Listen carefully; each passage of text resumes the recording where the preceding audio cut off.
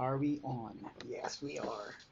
Yes, hello mga kasubs and welcome to the Sarsicles TV. You got me, Mark. And for this video, medyo iba ang gagawin natin. Hindi tayo magre-react ngayon sa mga sounds. Instead, gusto ko i-share yung input ko about itong mga electric vehicles, mga two wheels.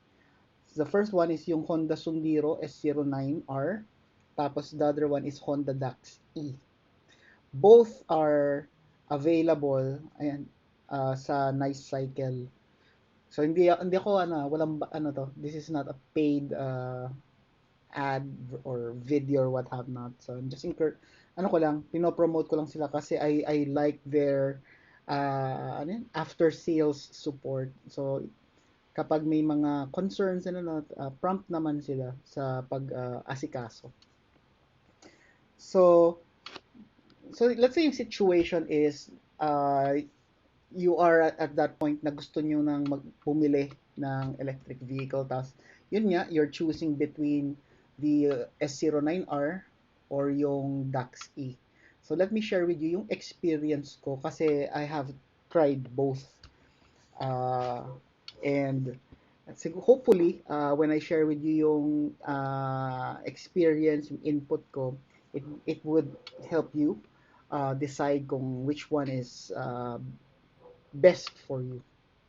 So start tayo dito kay Honda Sundiro S09R. So mag-play tayo ng video habang inaano natin siya. So ano yung nagustuhan ko sa kanya? So start tayo dito.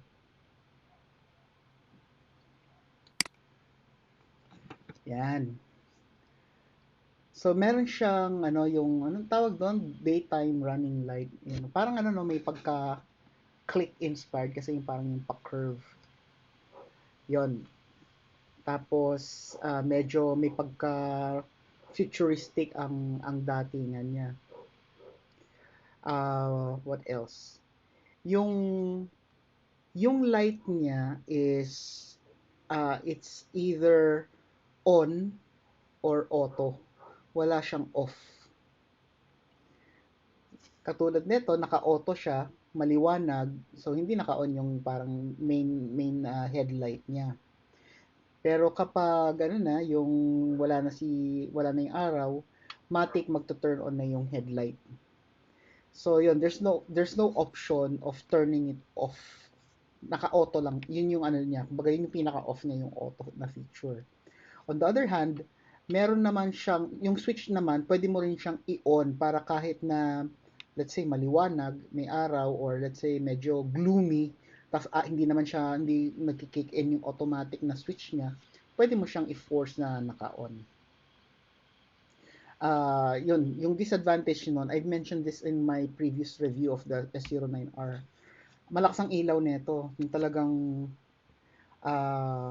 it can affect rin yung kasalubong mo na sasakyan. And the downside is, syempre magpa-flash yan sa'yo. There's no option for you to turn it off kasi nga naka-auto lang siya or on. Kaya yun, isipin siguro nung driver na nasa kabilang side, nasa opposite side ng road na ay kamote to, hindi marunong, walang courtesy sa kalsada or what have not. Ayun. Next is yung display. Tuloy natin yung pag-play. Ayan. So yung white ang linis tignan, no? Although there are other colors, maganda rin naman yung color niya. I saw there na meron din siyang gray tsaka red. I'm not sure if there are other colors available. Ayan, naka-slow mo siya Ayan. Yung side mirror is they share the same side mirror. Yung parang standard lang na round na mirror. Okay. So what else do I like? Yung display niya, ito yung side. So yung style niya na yung scooter na meron siyang gulay board. Ito yung very convenient. I will find it very convenient. Meron siyang hook somewhere here. Tapos meron din siyang gulay board. So it's really helpful, especially if you will be using it to uh, para sa pag-grocery, mga ano, pag-supermarketing, yan. So, in fairness sa kanya, it's very ano, spacious. So, medyo may kahabaan din siya. Ito, I deleted the, ano, I didn't put the pedal for aesthetic reason. Yan. Tapos, it has a, so dito sa part na to, what I like about it, see this black one, ano yan, that's a USB port. So you will be able to plug your mobile phone para iwas lowbat. Tapos it has a freebie na ano, cellphone holder, although I would recommend na palitan niyo siya if ever you're given this freebie. Buy something na medyo ano, sturdy. The opposite side is the location ng NFC. Ngayon, what I like about yung NFC neto, it does not have to be ano yung parang eksakto. Yung parang there's a specific proximity na inaalaw niya. So kahit kunyari ito yung andito yung label, let's say nasa center yung label ng NFC card. It doesn't have to be placed exactly on that spot. Pwede yung medyo malapit ng konti. Kumbaga na-detect siya kaagad. So with the DAX-E, kailangan eksakto. Yun. In my experience, kailangan talagang very very close dapat kasi pag ano medyo off ng kahit ilang guhit, hindi siya mariread and it would give you the ano parang nung una nga medyo naging ano ko nagkaroon ako nag-worry ako na parang baka may problema hindi ano may sira or something. Yung pala it has to be at the exact spot. Battery wise, so let me continue. Before I ano, so as you can see here, double yung ano siya, dual shock left and right. Si DAX-E mono shock nasa gitna, which I will show later on. In terms of comfort naman, parang almost the same naman siya eh. I think it's more of ano na lang preference. Ayan. The battery. So yung battery ni ni S09R can be accessed by either using this using a key, physical key, or you press the button near the accelerator. May press and hold lang kayo na button. Similar sa para siyang busina, and it will pop open itong seat. So the battery is underneath the seat. Okay, up. So it's this one. Hindi. Ito ba yun? I can't remember it. Pero it's one of the buttons. Hindi. Yung ito yata is kill switch eh. I think it's on the other side yung pangbukas. But anyway, kalimutan ko na. The underneath the seat, there's no extra space. So ano lang talaga siya for the battery. I feel that yung battery na to is more parang mas modern ng konti kasi itong battery niya has may dalawang plug. Yung isang plug daw para sa pag-charge and then yung isang plug yung pag-distribute ng kuryente. Ang galing ng arte. Dalawa talaga yung ano niya. Unlike yung conventional na e-bikes, yung battery nila, isa lang talaga yung plug, yung isang lang yung isasalpak mo. Ayan. What else did I not mention? Yan, yung display. Yung display for me is, I think yung magagamit mo lang talaga dito is more on yung what do you call that? Yung battery level. And yung yung status, yung kung naka-P or kung may nagaan na siya, umaandar na. Pero may there's a limitation. Kasi nga, yung display niya in terms of yung speed, it can only measure up to 25 kilometers per hour. If you are using yung standard version kasi niya, I think it's only 15 to 25 kilometers per hour. So, pasok siya sa speedometer accurate siya. Pero if you purchase yung the boosted version, pwede mo kasi papalitan yung parang pinaka-controller niya, magkakaroon siya ng medyo boosted siya from 25 I think or 15 top speed. Yung e-bike you can reach up to 45 if I remember correctly. The catch is hindi nyo mami-measure using this display kasi hanggang 25 lang siya. Mararamdaman nyo. So in this display, so yun lang yung para sa akin ang useful sa akin. Dito makikita nyo kung naka-P siya, meaning naka-pedal mode. Dati ang alam ko kasi pag P dati park, 'di ba, sa mga kotse ganun. Ibig sabihin even when you try to yung i-accelerate, hindi siya aandar kasi sabi mo naka-park. Yung pala pala yon, pedal mode. Tapos yung clock hindi niyo siya magagamit kasi hindi niyo rin siya ma-set. Mamaya explain ko. Tapos yun nga, the other thing helpful here is yung battery indicator. So meron siya yung percentage, yung numerical representation, kung 100%. And so tas meron din siya yung parang bar. Yung bar niya dito, 5 lang yan, parang 5 lang siya eh. 5 bars. So lumalabas ang isang bar parang 20%. Ayan. Pero yun, nasa inyo na yun kung saan kayo mas convenient na mag-refer, kung yung numerical or yung bar na lang, parang cellphone lang ang dating. So yung preference nyo na lang yun. Tapos what else? So in terms of yung price nila, halos hindi na siya nalalayo eh, kasi I saw yung si Dax-E nag-sale siya ngayon ng around 40 lang. Pero anyway, yung brake niya the same, yung naka-hydraulic yung harap, tapos sa likod parang drum lang. Ay hindi, yung parang sa bisikleta, yung drum lang yata yun or something.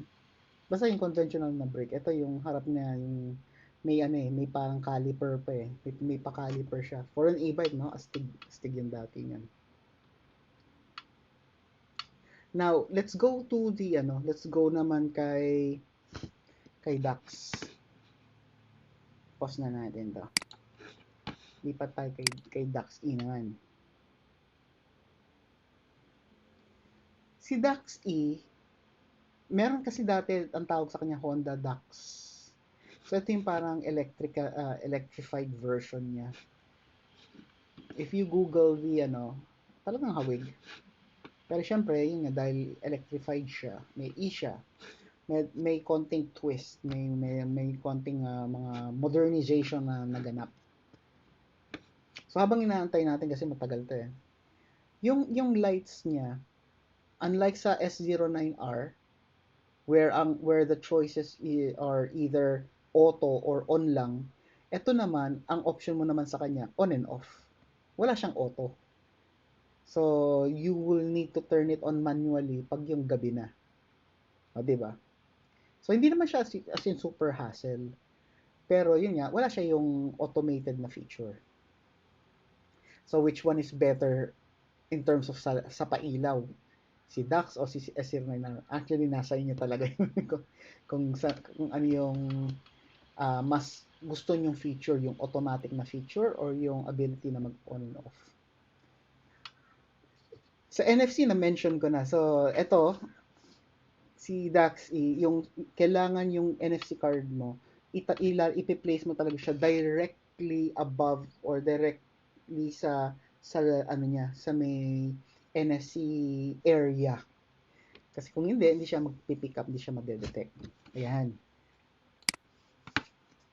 So, ang ilaw niya is round. Ito may siya, ito parang DRL rin to eh. Ngayon, ang comment ko sa ilaw niya, ganito. So, siguro psychological, no? Kasi bilog siya. So, isipin niya, yung pailaw niya dapat is covered lahat. Parang pabilog eh, di ba? Medyo spherical ang datingan. Ang itsura niya, kapag inon niyo yung headlight, parang half circle lang. Kumbaga, parang etong part lang to na ilaw. Parang ganun. Siguro I don't know why, pero yun. Siguro may ano to, may angle yung ilaw niya, nakapababa or what have not. Pero yun nga, yung ilaw niya is definitely ano lang, half circle. Tapos, yung projection niya, parang halos mga 10 feet lang yata eh. Basta malapit lang. So, una, dahil sa ano siya, medyo kailangan alalay ka sa pag-drive, especially pag madilim, tapos hindi ka familiar sa road, kasi yun nga, malapit lang yung, medyo malapit lang, for my ano, malapit lang yung pailaw niya, hindi siya yung parang uh, long distance, kumbaga.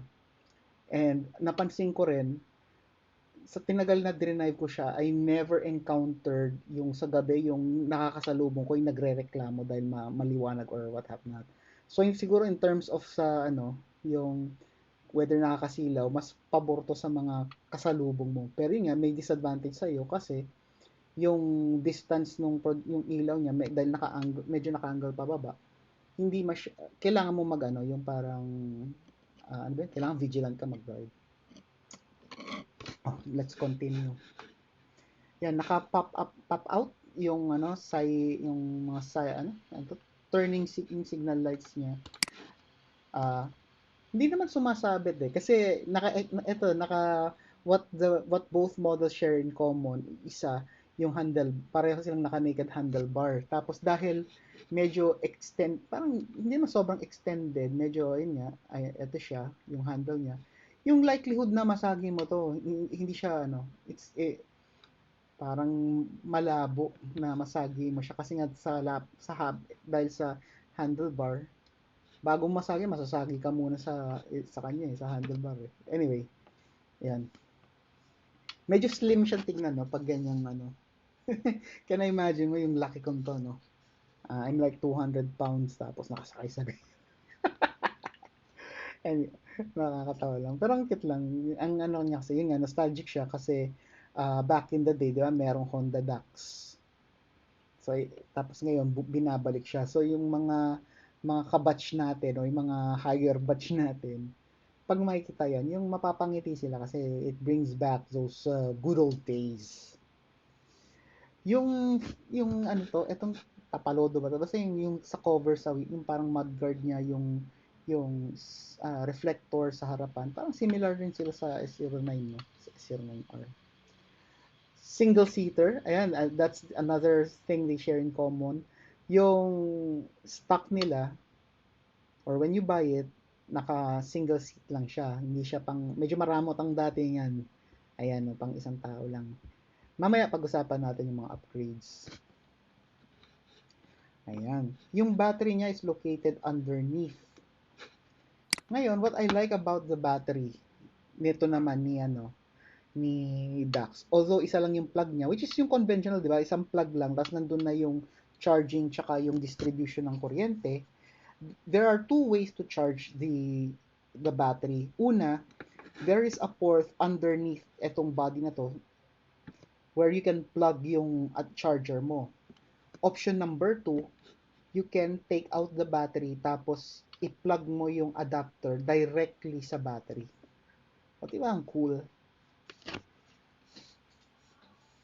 So you have the option of having, kunyari, 2 batteries, or if you live in a condo, or kunyari going to work, syempre hindi mo naman ma-charge sa parking lot, you can bring it upstairs, di ba? You can bring it sa office or sa guard, di ba? Iwan nyo, i-charge nyo.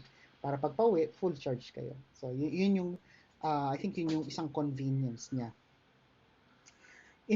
Ngayon, the difference between the two batteries, in terms of yung my experience, si S09R yung battery niya, in terms of yung performance, consistent, I can say na consistent siya. So kung gaano siya kalakas nung full bar, ganun din siya kalakas kapag 30% na lang natitira. You don't feel yung difference na parang ramdam mo yung low batt. Si Dax E on the other hand, kapag fully charged siya, parang gising na gising yung yung diwa ng motor na parang konting ganun mo, parang ang nagla-launch siya.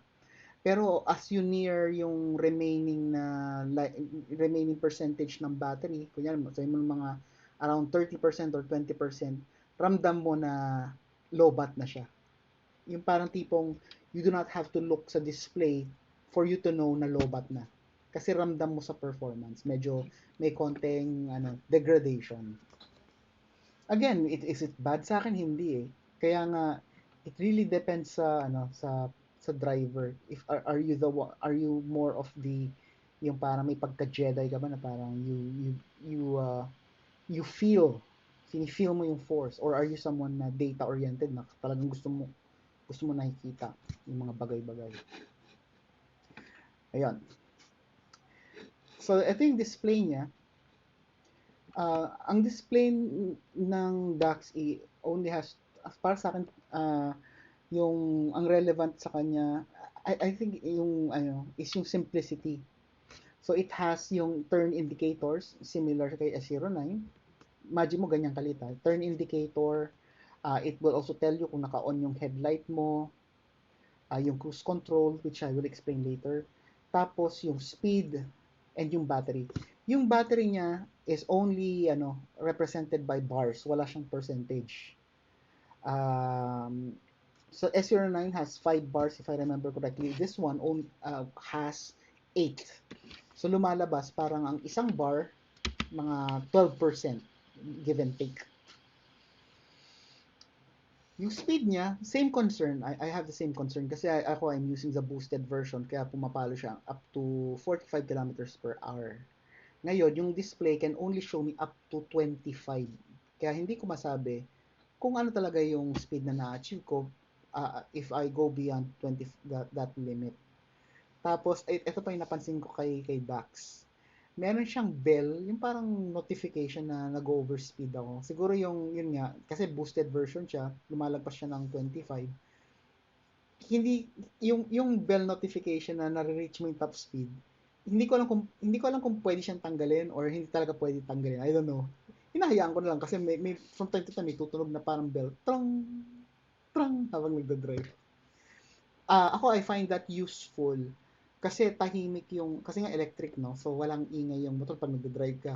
Yung mga katabi mong two wheels, minsan hindi sila, yung aware sa, na nandun na pala ako sa likod nila or malapit na pala ako or mag-overtake ako.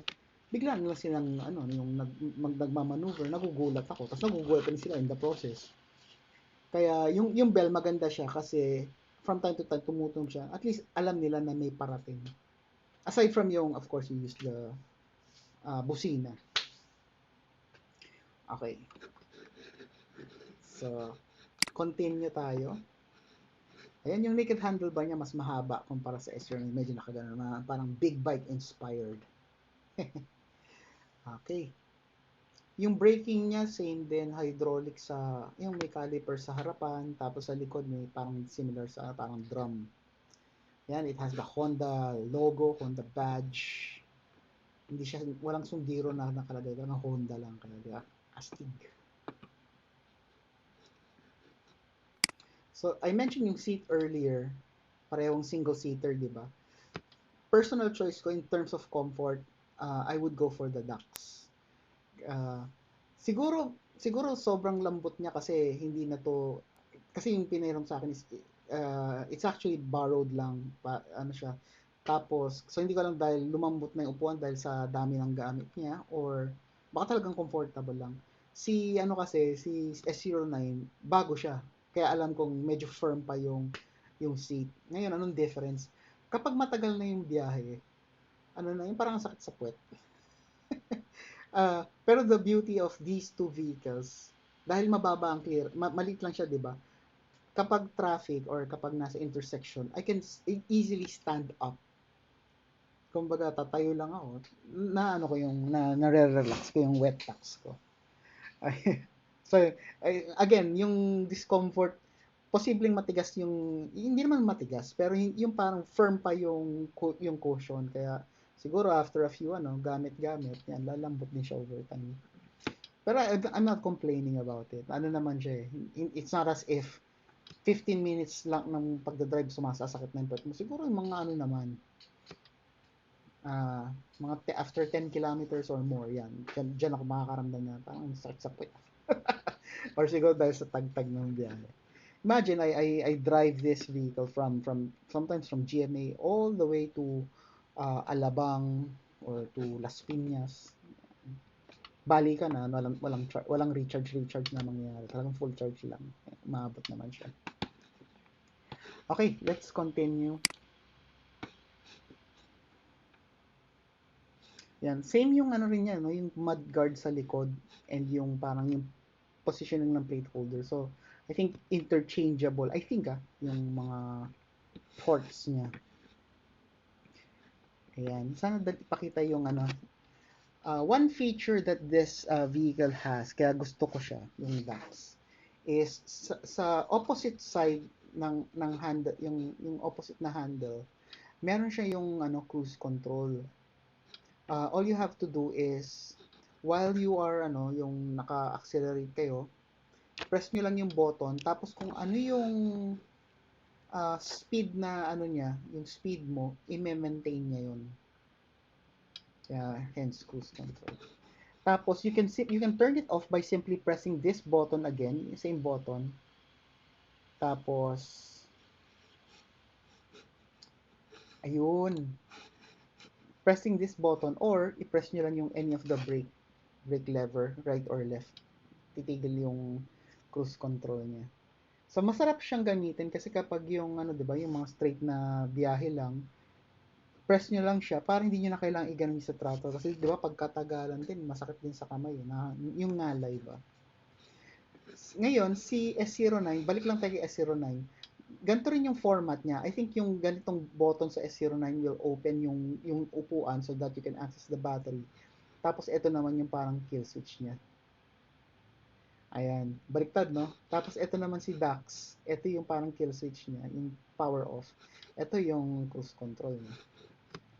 Ayan, so this is a feature na meron si DAX na wala sa S09. So kayo, is that feature a ano parang a plus, it's a plus definitely, pero is this enough para to convince you na mag-DAX kayo kasi si S09 wala naman.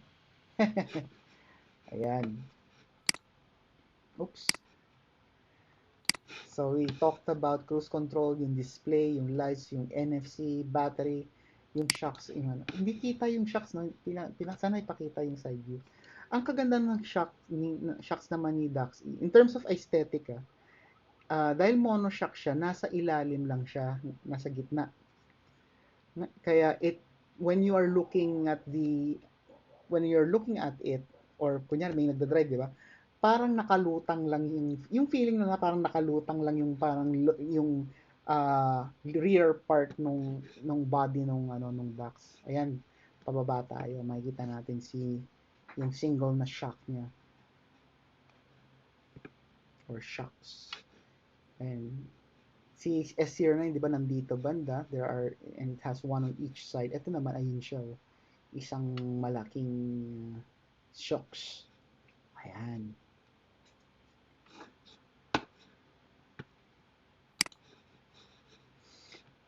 So, what they both share in common, what they both have in common, pareha siyang appealing, di ba? Both vehicles have their own appeal. Ito, yung nostalgic na feel, yung pagka old school. Si ano naman, S09R is more on the modern vibe, mga Tron na vibe. Tapos, they both have yung appeal ng having, I'm not sure if you find it appealing. Sa akin kasi, pag naked handlebar, ang astig tignan eh. And, so, both are using yung naked handlebar, kaya, yan, dagdag appeal din siya for me. What they share for me as a weakness is yung ano, yung itong mga Honda na electric vehicles na to, meron siyang option na you can connect your phone. And once your phone is connected, you can turn the vehicle on and off. Tapos may mga additional data about the battery. So may mga added value. You can set the time. Ayan, mga ganung mga bagay. And I think pati mga trip log.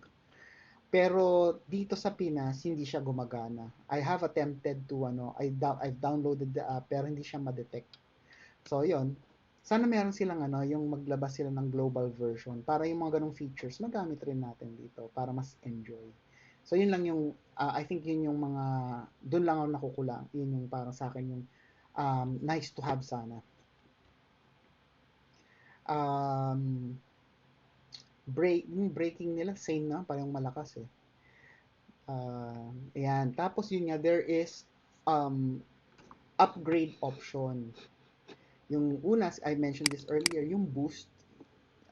Kapag yung stock lang kasi, di ba, yung somewhere between 15 to 25 kilometers per hour. Si Dax, I can tell, kasi ito, yung nakuha ko yung Dax, ano lang siya eh, hanggang 15 lang ako eh. Tapos si ano naman, si S09 kasi boosted, so I'm not sure kung 15 lang din or kung aabot siyang 25. So yun, you have the option to boost. Uh, there are instances na free lang, binibigay siya ng free. Pero there are instances rin na kapag hindi naka-promo, I think yung boost can cost you up to, I think, 5K. I think just contact yung ano yung dealer or makipag ano kayo. Negotiate, malay nyo, bigay sa inyo ng free. You can also upgrade the seats. Si Dax, you can upgrade it by replacing yung seat into a much longer one. So, pag gumamit kayo ng mas mahabang seat, yan, pwede nang ano, may additional na passenger. Pero there has to be ano, yung anong tawag na ano, yung footrest ba na para yung passenger mo kailangan may footrest din siya para hindi naman nakalambitin lang yung legs. Pwede naman parang Flintstone ano siya, yung magdagdag siya sa power ng sasakyan, yung tumakbo rin siya. Ay nako. Joke lang 'yan. Si ano naman, si Honda Sandero, si S09R naman, you are not replacing yung seat. Kumbaga, may idadagdag kayo na parang extension niya sa likod. Tapos yung extension na yun, may upuan. Actually, you can choose between upuan or parang yung box. Ano yung top box bang tawag nila yun? Yun, pwede mong lagyan ng box sa likod. Ayan. Si Dax for as far as I know, wala siyang ganong option. Only extending the seat. Pero yung box, parang wala. Tsaka ang pangit tignan kung lalagyan mo ng box, di ba? Yung geometry niya kasi, di ba? Tapos, there's also an option to upgrade yung display. Yung display na that will allow you to see yung actual speed. Kasi yung display na ikakabit niya, yung kaya niyang i-read up to 45. So yun, mas magiging helpful siya. And you will also be able to ano ba yung tawag? Yung to set the time para ma-maximize nyo talaga yung features ng sasakyan. Of course, yung mga yan, medyo titignan nyo na lang yung, ano, yung cost and whether it's available sa store or if wala silang hindi available, if they are amenable to installing it for you at a price and yung syempre yung warranty rin you'll have to consider pero those are just few of the upgrade options syempre sa mga ano yan mga marketplace platform natin pwede mong lagyan ng saddlebag si Daxi yung parang bag yung gulay board lagyan mo ng bag basta maraming option pa yan yung mirror you can make it more modern looking yung mga wing type mga ganong mga dating anyway so these are my ano yan yung mga input ko on both S09 tsaka si Dax kahit ako I'm actually torn that's why I didn't set your expectation na I'll tell you kung bakit ito yung pipiliin ko over the other kasi meron siyang yung one both of them have their feature na hindi available sa kabila na parang it makes you think twice na ay mas okay to ay hindi mas okay to so si S09R may gulay board malaking display yung for me yung battery niya mas consistent si Dax-E naman it has cruise control it's more ano yung parang talagang more of a it gives you that yung parang lone wolf feel, yung parang gusto mo lang mag-solo ride. Tsaka yung ano niya, yung aesthetics niya na ano, yung single na monoshock, medyo astig yung datingan. Yung battery niya is also although it's I'm not saying na pangit yung battery niya, pero yung ano, parang it's more exciting. For me, it's more exciting to drive. Yan. Pero si S09 is more of a utility kasi may gulay board. Let's say you bring them both to Tagaytay. Oh, pag mag-uuwi ka, mas marami kang maiuwi kapag may gulay board ka. Si Dax, magdadala ka ng bag.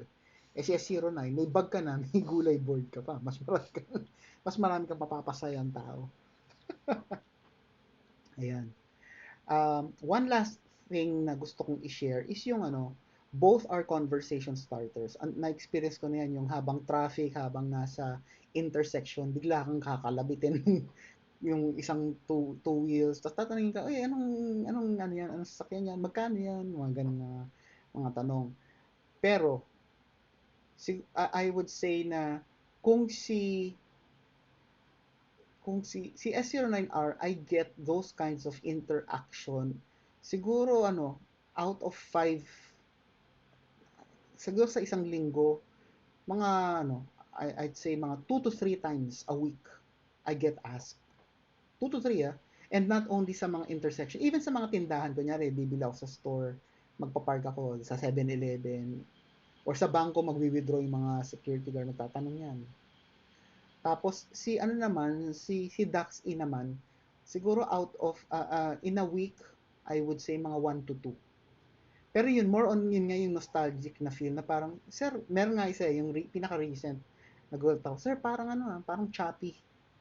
Yung he was referring sa Yamaha LB50 if I'm not mistaken. May pagkakahawig nga naman. Kaya ayun, kinorek ko na. Oo, anto yung Dax nung araw, blah blah blah. Tapos yun nga, same rin yung during yung habang nagdo-drive na parang top speed niyan, gaano katagal yung battery. Ayan. So yun, these are both conversation starters. So yun, I hope with the information that I gave you, it would have helped you decide which one to purchase, or if you are still contemplating kung dapat kayong bumili ng electric vehicle, siguro yung the fact na tumatas yung gasolina, na yan, bang sign na yan, di ba? Pero I hope this video helps. If you have questions, baka may hindi ako na-cover, just leave it in the comments and I'll be happy to answer them. I guess that's all I have for you guys. Just a quick reminder, please show some loving by doing as many as you can in let me share. Please do as many as you can with these stuff that I have listed for you. I would greatly appreciate that. Don't forget to tell your family and friends about the Sarsicles TV. Sharing is caring, and most importantly, stay safe, everyone. I'll see you on the next video.